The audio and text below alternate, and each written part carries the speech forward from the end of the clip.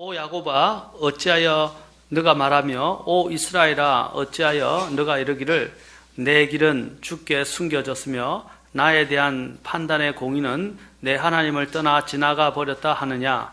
너는 알지 못하였느냐? 너는 듣지 못하였느냐? 영존하시는 하나님 주 곧 땅 끝들의 창조자는 기진하지 아니하시고 피곤하지 아니하시며 그분의 명철은 찾을 길이 없도다. 그분께서 기진한 자들에게 능력을 주시며 힘이 없는 자들에게 힘을 더하시느니라.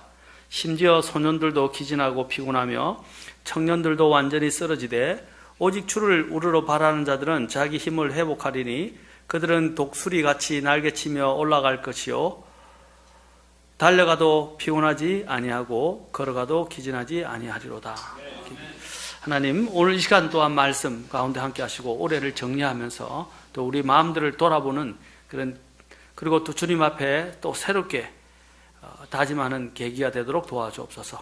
이 시간을 주님의 손에 은혜의 손에 의탁하며 우리 주 예수님의 귀한 조남을 받도록 기도합나이다. 아멘. 앉으시겠습니다. 자, 제가 이제 주를 앙망해야 하는 이유에 대해서 여러 가지로 말씀을 드렸습니다. 먼저 하나님의 그 통치자, 창조주이자 통치자이신 강하신 통치자 하나님을 보라 그랬습니다. 그리고 목자이신 하나님을 보라. 그리고 보상을 주시는 보상의 하나님을 보라라고 말씀드렸습니다. 그래서 하나님은 정말 비교할 수 없는 분이고 어떤 민족, 어떤 통치자, 어떤 우상과도 비교할 수 없는 정말 위대하시고 또 권능이 대단하신 분이시다. 그리고 목자이신 하나님은 정말 우리를 사랑하시고 돌보시는 하나님이고 또한 보상의 하나님은 각 사람이 주님 앞에 행한 것을 결코 잊지 아니하시고 그대로 다 보상해 주시고 또 우리가 기억해야 할 우리의 보상을 빼앗기지 않도록 해야 한다라고 말씀드렸습니다. 자, 오늘은 이제 마지막으로 우리가 이러한 하나님을 되새게 하는데 이제 문제가 뭔가 하는 것입니다. 하나님을 보라라고 우리가 주를 앙망해야 하는 이유를 살펴봤는데 오늘은 그 중에서 너희 하나님을 보라라는 부분에 초점을 더 맞추고 싶은데 여기서 한 가지 문제가 있어요. 물론 이것이 이스라엘의 역사와도 관련이 있고 오늘 이 메시지 안에도 관련되어 있습니다. 27절에도 있죠. 바로 이 하나님의 이 이스라엘 백성의 문제가 하나님의 그 메시지를 듣기를 거부한다는 것입니다. 메시지 듣기를 원하지 않는다는 것입니다. 오늘날 사람들의 가장 큰 문제가 이것입니다. 하나님은 말씀하시기를 원하고 하나님은 우리에게 구원의 손을 뻗어서 우리를 건지시기를 원하고 우리에게 긍휼을 베푸시기를 원하십니다. 그러나 문제는 우리가 그것을 듣기를 거부한다는 것입니다. 그 이유를 한번 여러 가지도 우리가 살펴볼 수 있겠지만 오늘 그래서 40장 21절에 보면 하나님께서 계속 외치십니다. 40장 21절과 28절에서 동일한 말씀으로 주님께서 강조해서 외치십니다. 어떻게 외치십니까? 너희가 알지 못하였느냐? 너희가 듣지 못하였느냐? 28절에서도 너는 알지 못하였느냐? 너는 듣지 못하였느냐? 자, 주님이 처음에는 너희라고 말씀하시고 28절에 가서는 너는이라고 말씀하세요. 전체적으로도 그렇고 개인적으로도 그렇고 그들은 듣지 않았다는, 귀를 기울이지 않았다는 것입니다.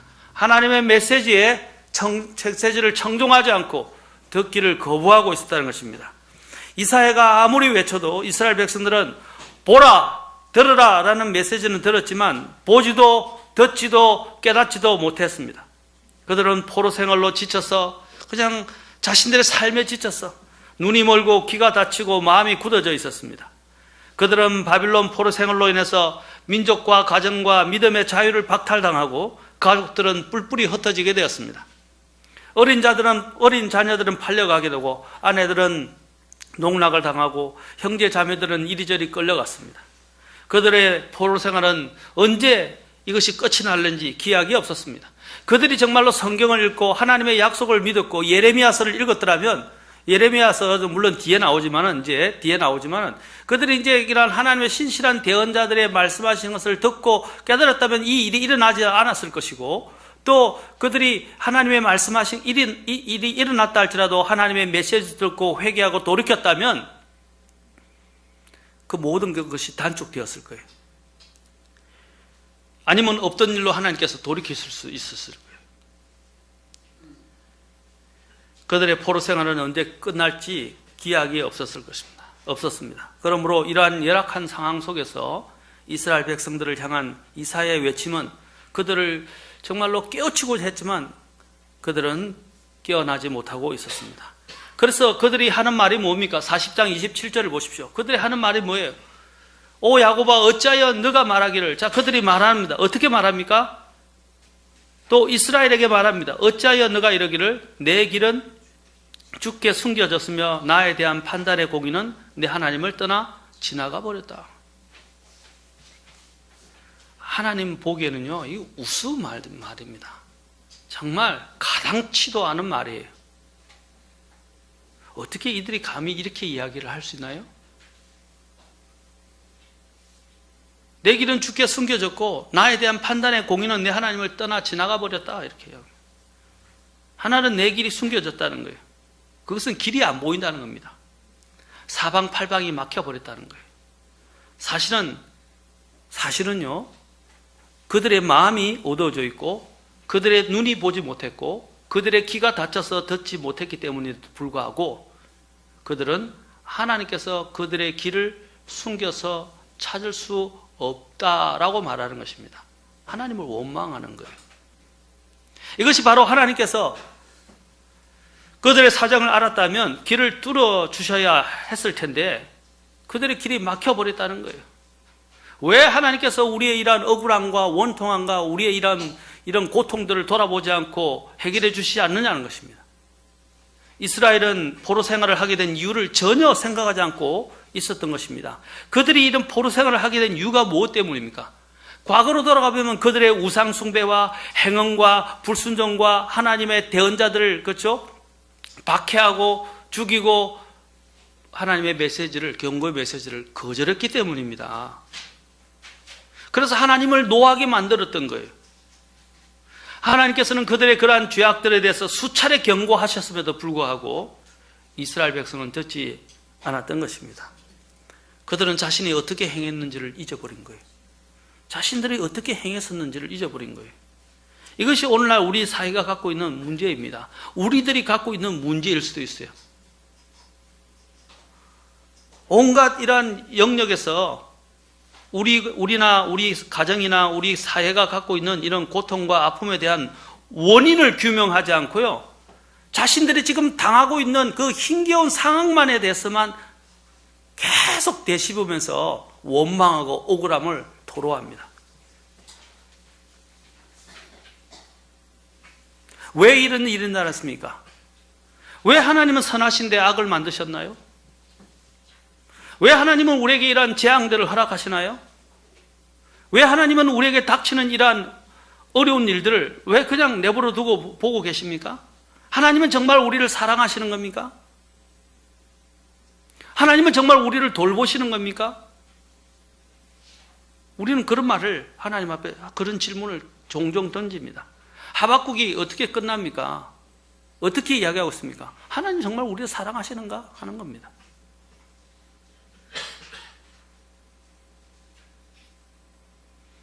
하나님이 왜 이런 이야기를 합니까? 정말 하나님이 능력이 없으십니까? 하나님이 안 계신 겁니까? 하나님이 출장 가신 겁니까? 하나님이 졸고 계신 거예요? 그들의 이러한 원망을 보면 맞는 듯이 보여요. 저렇게 외칠 수밖에 없는 것 같다라고 생각해 보입니다. 그 원인이 뭐예요? 그들의 깨닫지 못하는 마음, 그리고 그들의 죄악 때문이었습니다. 죄악 때문이었어요. 우리에게 이런 고통과 심판이 몰려오게 되는 주된 원인이 뭐죠? 우리의 죄 때문이에요. 죄. 우리의 가장 큰 문제는 뭐냐면 자꾸 우리의 죄를 망각하고요, 아니면 죄를 미화시키거나 아니면 그 죄의 책임을 다른 사람에게 돌리려고 하는 거예요. 그게 가장 큰 문제라는 거예요. 그 죄의 책임을, 여러분, 그것은 창세기 인간이 타락할 때부터 시작된 거예요. 인간이 타락했을 때 제일 먼저 하나님이 아담을 찾으셔서 아담에게 물으셨을 때 아담이 어떤 짓을 했어요? 하나님이 주신 저 여자가 라고 이야기했어요. 그리고 그 여자에게 물으니까 그 이브가 뭐라고 되었습니까? 저 뱀이 라고 이야기했어요. 그냥 하나님, 제가 잘못했습니다. 저희 죄를 자백합니다. 용서해 주십시오. 라고 이야기를 해야 되는데, 우리 인간은 뭐냐면 저 사람 때문에, 저 인간 때문에, 저 문제 때문에 내가 이렇게 되었습니다. 라고 이야기하는 거예요. 오늘 여기 있는 것도 다를 바가 없어요. 우리의 가장 큰 문제가 뭡니까? 다른 데서 속죄의 양을 찾고 다른 데서 자신들의 죄의 책임을 전가하려 한다는 사실입니다. 저와 여러분을 보십시오. 오늘 내가 이렇게 겪고 있는 여러 가지 문제가 왜 발생한 것입니까? 바로 내 자신에서부터 기인된 거예요. 다른 사람이 아니에요. 내 남편이 아니고 내 아이들이 아니고 내 주변에 있는 여기 있는 형제 자매가 아니에요.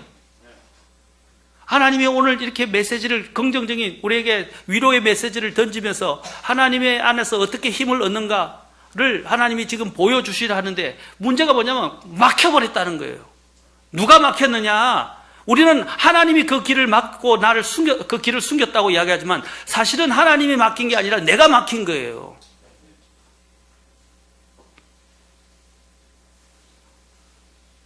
우리는 내가 막혔다는 것을 기억하셔야 돼요.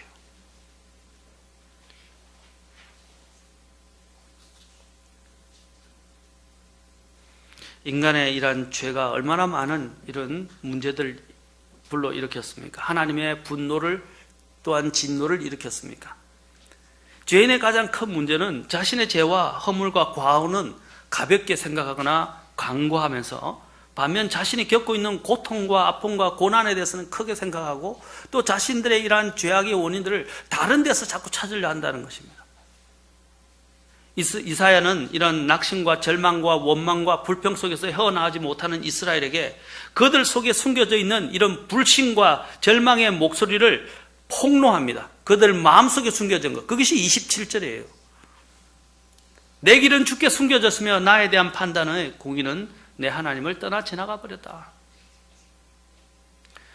그런데 이 이사야가 여기 있는 이러한 자신들의 문제들을 제대로 원인 규명을 하지 못하고 알지 못하는, 깨닫지 못하는 이스라엘 백성들에게 지금 다급한 것처럼 이 이사야가 지금 그들을 부르고 있어요. 뭐라고 부릅니까?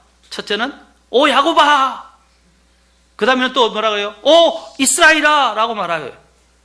처음에는 야곱이라고 그러고 처음에는 이스라엘, 이름을 두 번 부르는데 하나는 옛 이름을 부르고 하나는 새 이름을 불러줘요.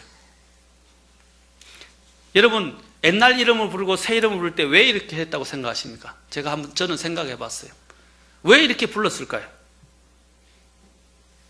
왜 옛날 이름 부르고 새 이름을 불렀을까요? 한번 대답해 보세요. 괜찮습니다.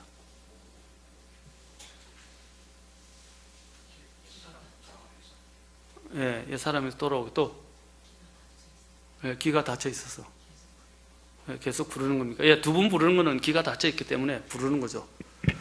우리 동민 형제가 또 이야기한 것도 맞습니다. 그들이 옛 죄에서 어떻게 새롭게 됐는가를 잊어버린 거예요. 야곱이 어떻게 이스라엘로 변하게 됐죠?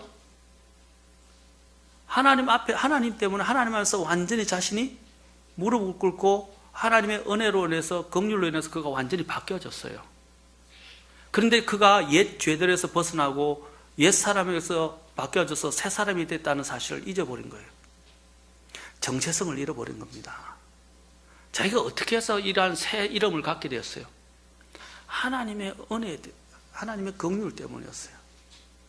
지금 그걸 이사야가 깨우쳐 주고 있는 거예요. 정신 차리라 이 말입니다. 너가 어떻게 야곱에서 이스라엘로 바뀌어졌나 이 말입니다.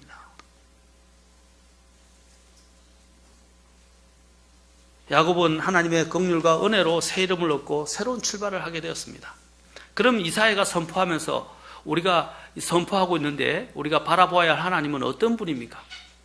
아까도 우리가 살펴보았던 것처럼 하나님은 정말로 누구와도 비교할 수 없는 창조주, 그리고 강하신 하나님이고 위대하신 하나님이고 영원한 하나님이라는 것입니다. 강하신 통치자이시고 목자이신 하나님이고 보상을 해주시는 하나님이라는 거예요. 그래서 이사야는 지금 말합니다. 야곱이자 이스라엘이었던 그들에게 참 하나님을 보라라고 촉구하고 있는 것입니다. 참 하나님을 만나라고 촉구하고 있는 것입니다. 우리가 정말 하나님을 생각할 때 하나님에 대해서 우리는 너무 하나님을 제한시키고 있어요. 지금 자신들의 경험과 자신들의 지금 닥쳐있는 이 현실의 고통 속에서 어떻게 해요? 절망 속에서 하나님을 제한시켜버린 거예요. 하나님은 제한당하지 않습니다. 제한이 없으신 분이에요. 우리의 이러한 경험과 사고가 하나님을 제한되는 것이죠. 왜 그렇습니까? 눈이 다치고 귀가 다치고 마음이 다쳤기 때문입니다. 우리는 하나님에 대해서 이기적이고 편협적이고 제한된, 그리고 자신의 경험 범위 내에 항상 하나님을 그냥 그 안에 가둬 놓고 있습니다. 그래서 하나님은 늘 우리 안에서 왜곡되고 일그러져 버렸어요. 그러나 이사야는 하나님을 똑바로 보라고 말합니다. 하나님이 어떤 분인지 보라고 말합니다. 이사야는 눈을 들어서 하나님이 어떤 분인지를 제대로 보고 그분을 알고 그분을 경험하라고 말합니다. 세상이나 환경을 바라보지 말고 하나님을 바라보라는 것입니다. 이사야는 오늘 뭐라고 말합니까? 아까 처음에 보았듯이 주 내 하나님을 보라 그랬어요.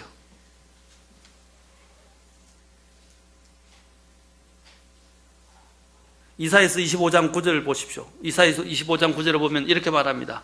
보라! 이분은 우리의 하나님이시로다. 우리가 그분을 기다렸으니 그분께서 우리를 구원하시리로다. 이분은 주시로다. 우리가 그분을 기다렸으니 그분의 구원을 기뻐하며 즐거워하리라. 보라! 오늘 이사야 40장도 보라 말합니다. 여러분, 이사야 구약의 핵심 뭔지 아세요? 아까 구약에 여기 있는 대로, 우리가 40장에 있는 대로 9절에 나오죠. 너희 하나님을 보라 이랬어요. 신약의 핵심은 뭔지 아세요? 신약의 핵심은 요한복음 1장 36절에 있는 것처럼, 29절과 31절에 있는 것처럼 하나님의 어린 양을 보라라는 거예요. 두 가지입니다. 구약은 뭡니까? 너희 구원의 하나님을 보라 하는 거예요. 신약의 핵심은 뭡니까? 그 구원자께서 육체를 입고 오셨어요.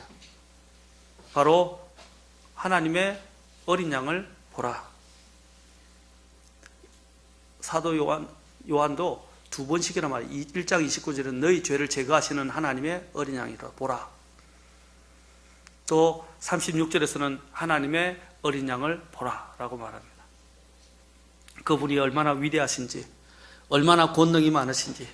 그분은 땅끝까지 바로 창조하신 분이고 인간과 우주를 만드셨고 우주와 인간을 만드셨고 통치하고 다스리십니다. 시공을 초월하십니다. 영원부터 영원까지 존재하시 계신 분입니다. 또한 한없는 사랑과 긍휼로 돌보시고 돌아보시고 돌보시고, 또 그분은 우리의 성정을 헤아릴 수 있으시고 우리의 연약함을 헤아릴 수 있으시고 우리의 신음소리까지 들으실 수 있는 분이시고 우리의 머리털까지 세실 수 있는 분이십니다. 그래서 그 하나님을 눈을 떠서 보란 말입니다. 히브리서 4장 15절에서는 우리에게 계신 대제사장은 우리의 연약함의 감정을 몸소 느끼지 못하신 분이 아니요 모든 점에서 우리와 똑같이 시험을 받으셨을 때 죄는 없으신 분이시니라. 우리가 긍휼을 얻고 필요한 때에 도우시는 은혜를 얻기 위해 은혜의 왕자로 담대히 나아갈 것이라. 우리의 연약함에 몸소 만지실 수 있다고 말합니다. 하나님은 또 지치거나 피곤해하지 않습니다. 하나님의 그 권능은 무한하고 그 힘이 날마다 새롭게 되어지시고 지치시는 법이 없어요. 그리고 도중에 포기하시는 분도 아닙니다. 하나님의 명철과 지혜는 또한 한이 없습니다. 그분은 완전하십니다. 그분은 전능하시고 전지하시고 또한 무소부지하십니다. 우리가 성경을 읽거나 공부하면서 그분을 알면 알아갈수록, 그분을 묵상하면 묵상할수록 우리 안에는 뜨거움이 솟아오르고 하나님에 대한 감격과 감동과 힘이 막 솟아오르게 돼 있어요. 심장이 고동치고 막 그 안에서 알 수 없는 힘이 막 솟아나기 시작하고 내 안에 이 세상이 줄 수 없는 평안이 나를, 그리고 그 기쁨이 나를 붙들게 됩니다. 하나님을 만나요. 극적인 그 하나님을 만나서 한번 감동을 경험해 보십시다. 하나님을 만나고 경험하고 묵상해 보십시오. 사막과 같은 우리의 마음에 물이 흐르기 시작하고 생명이 살게 되고 자리를 잡게 됩니다. 그리고 자라기 시작합니다. 그분은 우리에게 사막의 오아시스처럼 찾아오실 것입니다. 하나님을 만나고 하나님을 체험하고 하나님을 바라보십시오. 위대하신 하나님, 그 무엇과도 이 세상의 어떤 열방이나 권력자보다 비교할 수 없고 우상과도 비교할 수 없고 선한 목자이시고 자기 자신을 기꺼이 내어주시며 보상해 주시고 또 응징하시는 그 하나님, 심판하시는 그 하나님, 그분을 주목하여 보고 알고 만나고 경험하라는 것입니다. 혹시 내 안에 질병이나 마음의 고통이 있습니까? 상처가 있습니까? 경제적인 위기에 처해 있습니까? 직장과 가정의 위기가 있습니까? 갈등이 있습니까? 오늘 이 말씀을 통해서 우리는 우리의 고통과 아픔에 집중하지 말아야 됩니다. 하나님을 바라보아야 됩니다. 해결책은 그 하나밖에 없어요. 하나님을 묵상하세요. 그리고 하나님을 보시고 하나님을 만나야 합니다. 사람은요, 무엇을 쳐다보며 사느냐에 따라서 그 인생이 결정됩니다. 땅을 쳐다보고 사는 사람은 땅으로 살게 됩니다. 하늘을 쳐다보고 사는 자는 하늘의 것으로 살게 됩니다. 미래를 쳐다보면서 사는 사람은 미래에 올 꿈과 소망으로 기쁨, 그가 더 기대와 흥분 가운데 살아가게 될 것이고, 현재와 과거에 매여 있는 사람들은 더 이상 진전이 없어요. 저열한 것을 생각하게 되면 그 사람은 저열해지게 되고요. 아름다운 것을 생각하면 그 사람은 아름다워지게 되는 것입니다. 무엇을 생각하고 무엇을 바라보느냐가 굉장히 중요한 것이에요. 미국의 어느 소년이 길에서 $5 지폐를 주었어요. 그는 그것을 주고 나서 얼마나 신이 나고 기분이 좋았는지 행여 또 이런 일이 있을까봐 계속 땅만 쳐다보고 다녀서 그만 그것이 습관이 되고 말았어요. 그래서 그는 일생 동안 길에서 물건을 줍게 되는데 그 물건을 줍는 것이 취미가 되어버리고 생활 습관이 되고 삶이 되어버렸어요. 그래서 그 주운 것을 보니까 단추가 29,519개, 머리핀이 54,172개, 그리고 수천 개의 동전, 그 외에 수많은 자질구레한 것들을 많이 주었다고 합니다. 평생에. 그런데 그는 그런 것들을 줍느라고 하나님이 주신 푸른 하늘이나 지상에 이런 아름다운 꽃이나 이런 새와 자연의 아름다움을 볼 기회를 잃어버렸어요. 그의 일생이 우리가 보통 이런 것을 넉마주의라고 합니다. 넉마주의가 뭔지 아세요? 옛날에? 지금 요즘 폐지 주는 할머니, 할아버지 있죠? 그걸 이제 좀 속되게 일컫는 말인데 옛날에 넉마주의라고 우리 모매님들이나 좀 나이 드신 분은 알아요. 저도 직접 봤어요. 뭐냐면 이게 꼭 옛날 바구니처럼 같은 게 볏집이나 이렇게로 쌀아기로 만들어서 딱 짊어지고 이 집게를 집어서 종이를 주어서 뒤에 철물이나 곡물을 지어서 이 뒤에다 담는 거예요. 그거 넉마주의라고 그랬어요.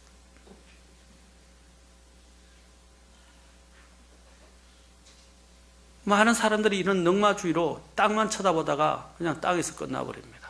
소망이 없어요.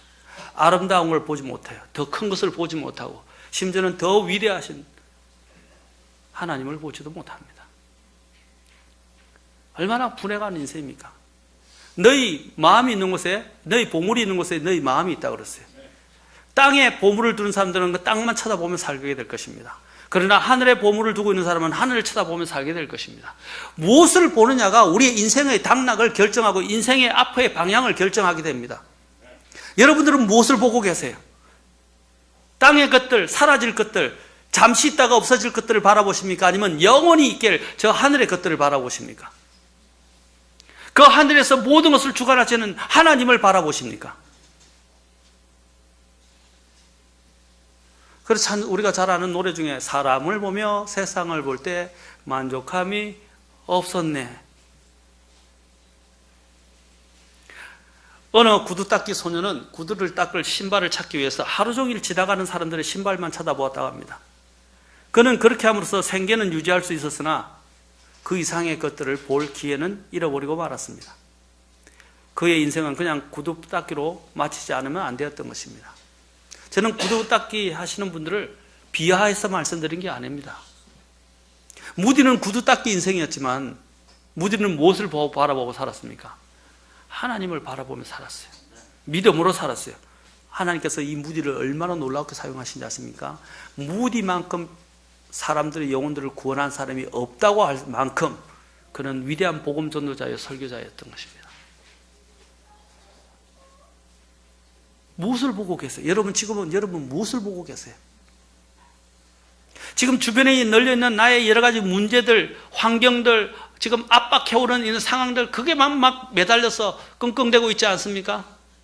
제발 눈을 들어서 이 모든 문제를 다 해결해 주실 수 있고, 또 우리를 그 안에서 꺼져나서 더 큰 소망으로 나아가게 하고 더 많은 일들로 쓰임받게 할 수 있는 그 길로 나를 열어주실 수 있는 하나님을 보라 이 말입니다.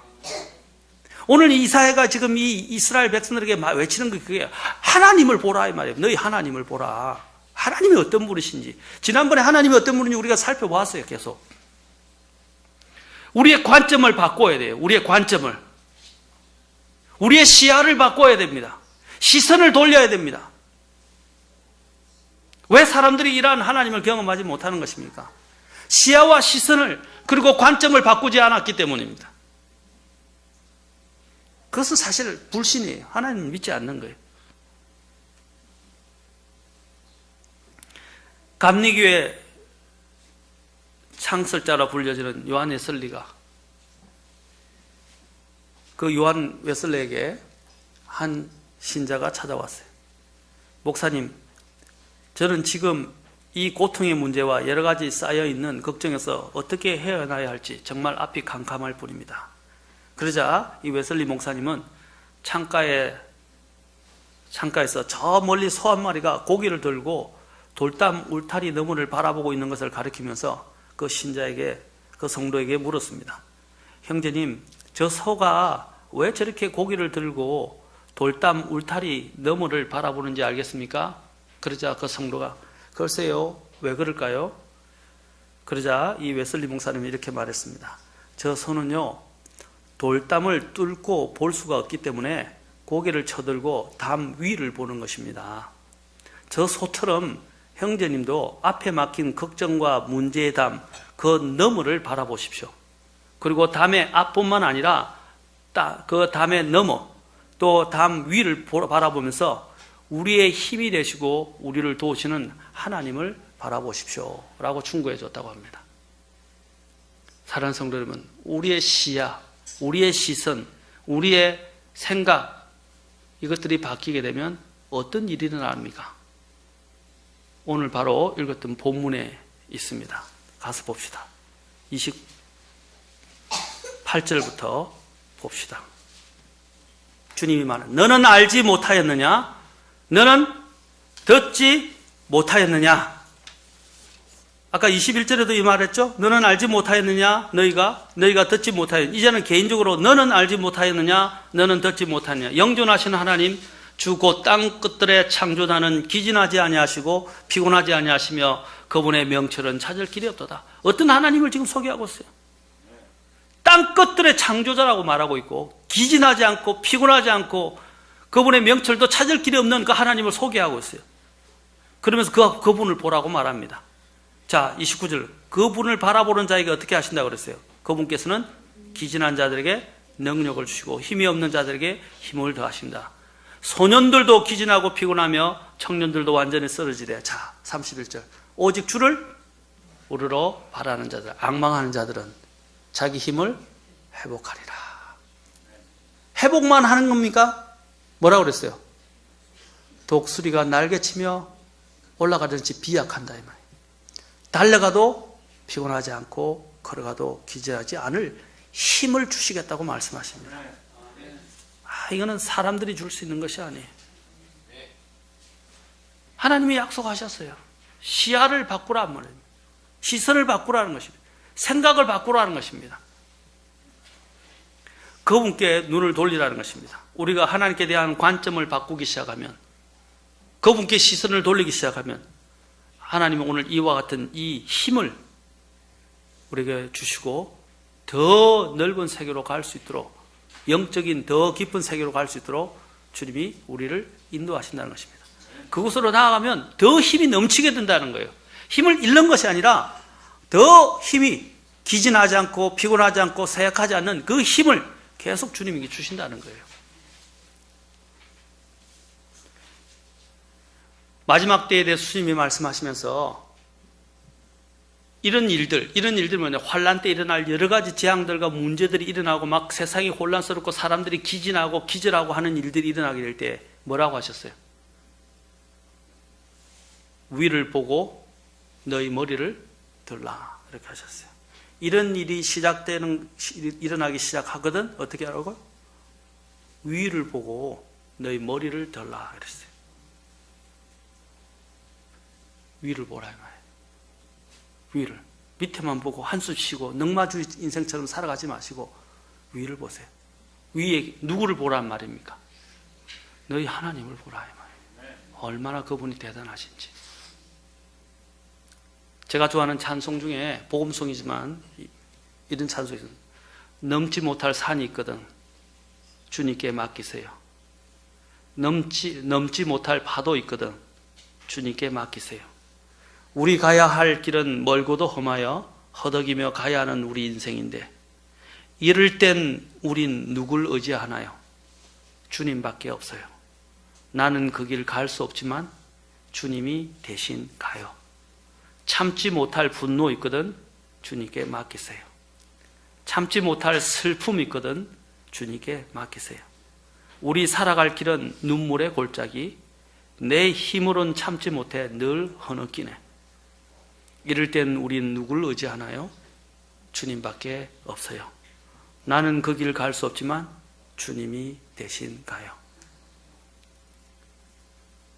또 우리가 아는 찬송가 273장을 제가 소개해드립니다. 제가 이것도 굉장히 좋아하는 찬송입니다. 너 어둠에 헤매는 이여 큰 실망과 고남 있나 구주 예수가 너를 부르니 곧 영원한 쉼 얻으라. 너의 눈을 들어서 주 얼굴을 바라보라. 주의 영광 은혜의 빛 속에 모든 근심이 사라지리. 사도 바울은 고린도후서 4장 16절에서 이런 까닭에 우리가 낙심하지 않으니, 왜 낙심하지 않느냐? 우리의 겉사람은 썩어 없어져도 속사람은 날마다 새로워지는도다. 왜? 우리가 잠시 받는 가벼운 고난이 우리를 위해 훨씬 더 뛰어나고 영원한 영광의 무거운 것을 이루느니라. 우리는 보이는 것들을 바라보지 아니하고 보이지 아니하는 것들을 바라보나니 보이는 것들은 잠깐 있을 뿐이나 보이지 아니하는 것들은 영원하니라. 여러분, 믿음의 눈으로 보이지 않는 것을 바라보십시오. 보이지 않지만 존재하시고 역사하시는 하나님, 위대하신 하나님을 바라보십시오. 세상 일을 생각하고 돈을 생각하고 자녀를 생각하면 마음이 답답하고 우울해지십니까? 내 자신을 생각해봐도 실망이고 연약함밖에 보이지 않습니까? 그럴 때 우리는 누굴 보아야 합니까? 위를 보십시오. 위에 계신 하나님을 보십시오. 우리의 구원자께서 거기서 오실 것입니다. 그분을 묵상하고 생각하면 생명과 부활의 권능이 내 안에서 용솟치기 시작합니다. 하나님을 생각하고 그리스도께서 하신 일을 생각하면, 묵상하면 신기하게도 감사와 힘이 생기고 두려운 어둠에 빛이 보이면서 마음이 환해지고 사나운 폭풍 속에 있는 이 세상이 줄 수 없는 가운데 평안이 찾아 깃들게 되고 독수리 날개치며 올라온 것 같은 힘이 솟아오르기 시작합니다. 예수님께서 말씀하셨습니다. 내가 온 것은 양들로 생명을 얻게 하고 더 풍성히 얻게 하려 하십니다. 시편 62편 5절만 읽고 마치겠습니다. 62편 5절과 시편 39편 7절 두 구절입니다. 짧습니다. 62편 5절, 39편 7절입니다.